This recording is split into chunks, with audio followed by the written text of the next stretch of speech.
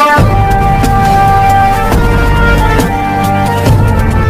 आप employ news YouTube channel के नए और प्रेस वीडियो में आप सभी का हार्दिक स्वागत है। केंद्रीय कर्मचारी व पेंशन धारकों के महंगाई भत्ता डीएडीआर को लेकर वित्त मंत्रालय से बड़ी खबर आ रही है, जो आपको बहुत बड़ा फायदा पहुंचाने वाली है। इसी के साथ कर्मचारी व पेंशनर्स के डीएडीआर को हाई कोर्ट में सुनवाई को लेकर भी बड़ी खबर है।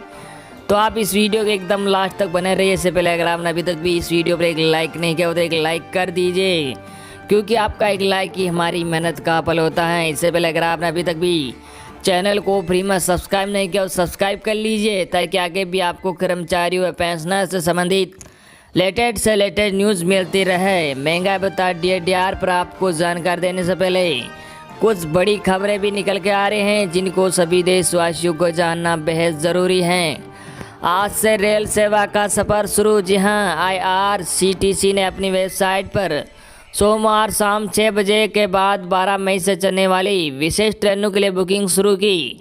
बुकिंग शुरू होने के 10 मिनट के अंदर ही हावड़ा नई दिल्ली रूट की ट्रेन के AC 1 और AC 3 की सभी टिकटें बिक गई। इसी रूट की 13 मई का रिजर्वेशन 20 मिनट में ही फुल हो गया। वही भुवनेश्वर नई दिल्ली ट्रेन के AC 1 और AC 3 के सभी टिकट शाम 6:30 बजे तक बिक चुके थे। मुंबई सेंट्रल से नई दिल्ली ट्रेन में भी अब 18 मई तक किसी भी क्लास में टिकट उपलब्ध नहीं है। इस रूट पर रेलवे हर दिन के लिए AC ट्रेन चलाएगा। स्पेशल ट्रेन में 12 से 16 मई के सेकेंड AC और थर्ड AC के टिकट आधे घंटे में ही फुल हो गए। बता दें कि टिकटों की बुकिंग पहले शाम 4 बजे से शुरू होनी थी, लेकिन लोड बढ़ने से साइट ही क्रैश हो गई। शाम करीब 4:45 बजे IRCTC ने सिद्ध किया कि बुकिंग शाम 6 बजे से शुरू होगी। इसके बाद 2 घंटे की देरी से बुकिंग शुरू हुई। ट्रेनों में एडवांस बुकिंग अधिकतम 7 दिनों के लिए होगी। इसमें RSC की बुकिंग नहीं होगी और न ही कोई वेटिंग लिस्ट होगा।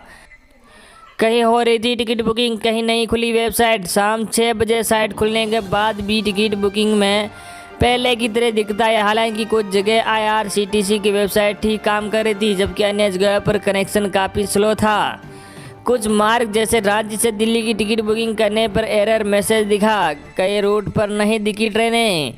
कभी लिखा कोरोना के चलते बुकिंग सस्पेंड। IRCTC की वेबसाइट पर हावड़ा से नई दिल्ली के लिए ट्रेन डालने पर तुरंत सर्च हुआ, लेकिन रिटर्न जर्नी के लिए टिकट सर्च करने पर एरर दिखा। इसके साथ ही मैसेज आया कि कोरोना के चलते इस रूट पर बुकिंग सस्पेंड है। इसी तरह पटना के राजेंद्र नगर से नई दिल्ली रूट पर ट्रेनें तुरंत मिल गई, लेकिन दिल्ली से राजेंद्र नगर के लिए ट्रेन नहीं दिखी। पटना नई दिल्ली डालने पर बुकिंग का ऑप्शन दिखा। नई दिल्ली से बेंगलोर टिकट तो बुक हुआ, लेकिन रिटर्न जर्नी के टिकट सर्च नहीं हो पाए।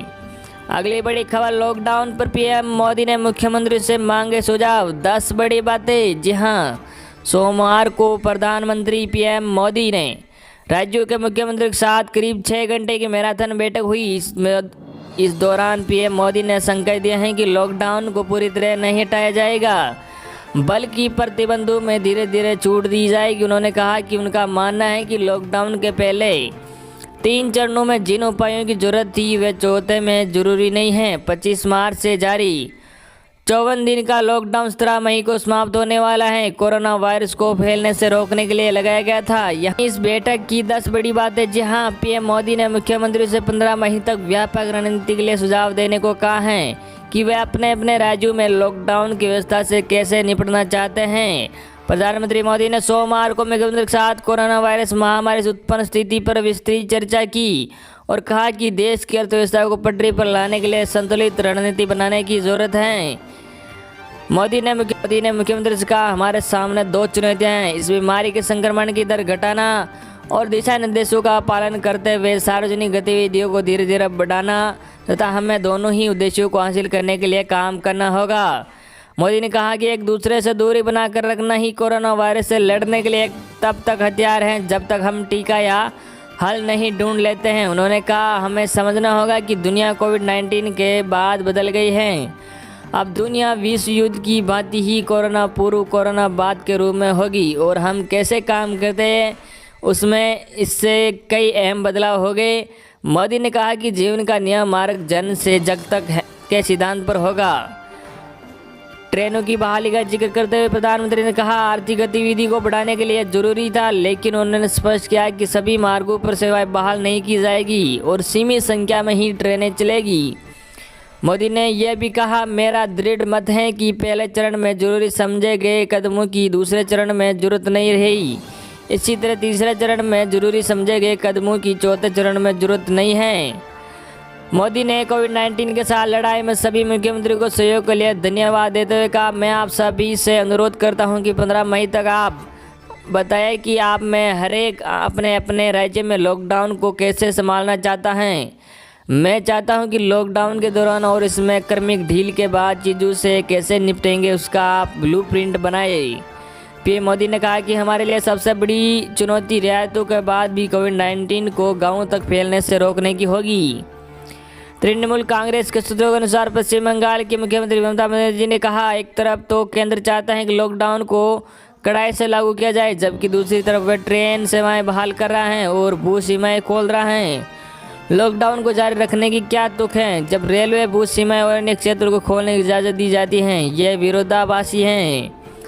पंजाब के मुख्यमंत्री अमरिंदर सिंह ने लॉकडाउन को आगे बढ़ाने की पैरवी करते हुए कहा कि लॉकडाउन से बाहर निकलने के लिए सावधानी पूर्वक रणनीति बनाई जाए। तमिलनाडु में कोरोना वायरस के बढ़ते मामलों का हवाला देते हुए मुख्यमंत्री के पलानीस्वामी ने प्रधानमंत्री से आग्रह किया कि 31 मई तक ट्रेन सेवाओं की अनुमति नहीं दे। बैठक में दिल्ली के मुख्यमंत्री अरविंद केजरीवाल ने कहा कि निश्चित क्षेत्रों को छोड़कर राष्ट्रीय राजधानी में आर्थिक गतिविधियों की अनुमति दी जानी चाहिए।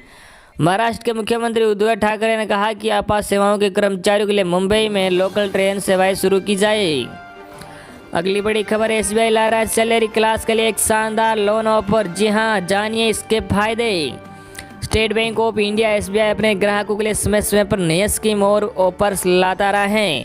अब बहुत जल्द सैलरी कमाने वाले खाताधारकों के लिए बैंक एक शानदार ऑफर लेकर आ रहा है। इसके फायदे भी कमाल के होंगे। जी हां, प्री अप्रूव्ड लोन की होगी पेशकश। जी हां, एसबीआई ने एक बयान में कहा कि बैंक सैलरी कमाने वाले खाताधारकों के लिए एक नया लोन ऑफर लाने वाला है। ये एक पर्सनल लोन होगा। इसके लिए कागजी तामझाम नहीं के बराबर होंगे। सिर्फ सैलरी क्लास वाले खाताधारकों के लिए आने वाले इस लोन ऑफर की सबसे खास बात यह है कि ये प्री अप्रूव्ड लोन होगा। हालांकि अभी तक बैंक ने इस लोन के ब्याज दरों का खुलासा नहीं किया है। एसबीआई जल्द इस स्कीम की आधिकारिक घोषणा करेगा। 45 मिनट में लोन पर एसबीआई ने दी सफाई। स्टेट बैंक ने साफ किया है कि 45 मिनट में लोन मिलने वाली बात में कोई सच्चाई नहीं है। बैंक फिलहाल ऐसी कोई स्कीम नहीं ला रहा है। हालांकि बैंक ने ग्राहकों से अपील की है कि किसी भी सूचना के लिए बैंक के स्थानीय ब्रांच से संपर्क किया जा सकता है। ब्याज दरों में हुई कटौती। जी हां, स्टेट बैंक ऑफ इंडिया ने ब्याज दरों में 0.15% की कटौती की है। इस कटौती के बाद ब्याज दरें 7.40% से घटकर 7.25% पर आ गई। नई दरें 10 मई से लागू हो गई है। एसबीआई ने लगातार 12वीं बार एमसीएलआर में कटौती की है। वही वित्त वर्ष 2020-21 में लगातार दूसरी कटौती है। बता दें, इससे पहले अप्रैल में एसबीआई ने ब्याज दरों में 0.35% की कटौती की थी। अगली बड़ी खबर, केंद्रीय कर्मचारियों के लिए अच्छी खबर, सैलरी से नहीं कटेंगे पैसे। वित्त मंत्रालय ने किया स्पष्ट। जी हाँ, वित्त मंत्रालय ने सोमवार को स्पष्ट किया कि किसी भी श्रेणी के केंद्रीय कर्मचारी के मौजूदा वेतन में कटौती की सरकार की कोई योजना नहीं है। मंत्रालय ने कुछ मीडिया रिपोर्ट को खारिज करते हुए यह बात कही। वित्त मंत्रालय ने सोमवार को इस बाबत ट्वीट कर कहा, केंद्र के किसी भी श्रेणी के कर्मचारी के वर्तमान वेतन में किसी भी तरह की कटौती के किसी प्रस्ताव पर सरकार विचार नहीं कर रही है। मीडिया की कुछ हलकों में इस बारे में चल रही ये खबरें झूठी और निराधार हैं। इससे पहले कुछ मीडिया रिपोर्ट में दावा किया गया था कि सरकार लॉकडाउन के दौरान सरकारी खजाने से दबाव कम करने के लिए केंद्र सरकार की कुछ श्रेणी के कर्मचारियों के वेतन में कटौती कर सकती है। इसके बाद वित्त मंत्रालय ने ट्वीट कर इन रिपोर्ट को फर्जी बताया है। उल्लेखनीय है कि कोविड-19 संकट की वजह से सरकार कई मोर्चों पर मुश्किलों का सामना कर रही है। एक तरफ स्वास्थ्य मद में सरकार का खर्च बढ़ गया, दूसरी तरफ उस पर लॉकडाउन से प्रभावित लोग, सेक्टर्स और उद्योगों के लिए राहत और प्रोत्साहन पैकेज देने का भी दबाव है। सरकार ने मार्च के आखिरी सप्ताह में 1.7 लाख करोड़ रुपए के राहत पैकेज का ऐलान किया था। इसके तहत लोगों को निःशुल्क अनाज, गरीबों को रसोई गैस, गरीब महिलाओं बुजुर्गों को नगद सहायता उपलब्ध कराई जा रही है। ऐसा कहा जा रहा है कि दूसरे पैकेज पर काम चल रहा है और जल्द ही इसकी घोषणा हो सकती है। नया पैकेज उद्योगों पर केंद्रित हो सकता है।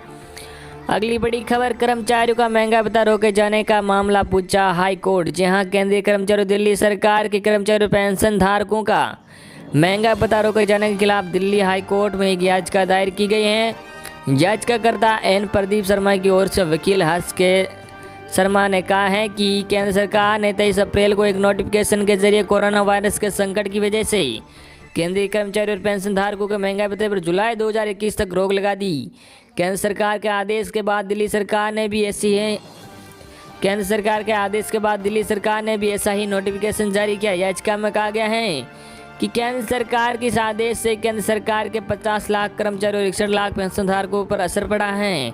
जरूरी चीज़ों जैसे पेट्रोल, डीजल और दूसरी चीज़ों की कीमतें बढ़ गई हैं। याचिका में कहा गया है कि बिना किसी वित्तीय आपातकाल के कर्मचारियों और पेंशन धारकों को बढ़ते मुद्रास्फीति से निपटने के लिए महंगाई भत्ते के लाभ से वंचित नहीं किया जा सकता है। याचिका में कहा गया है कि पेंशन दान नहीं है बल्कि एक अधिकार है। यह संविधान की धारा 360 के तहत सेवा शर्तों का एक हिस्सा है जिसमें खत्म नहीं किया जा सकता। किसी भी स्तर के कर्मचारी का महंगाई भत्ता का रोका जाना संविधान की धारा 21 का उल्लंघन है।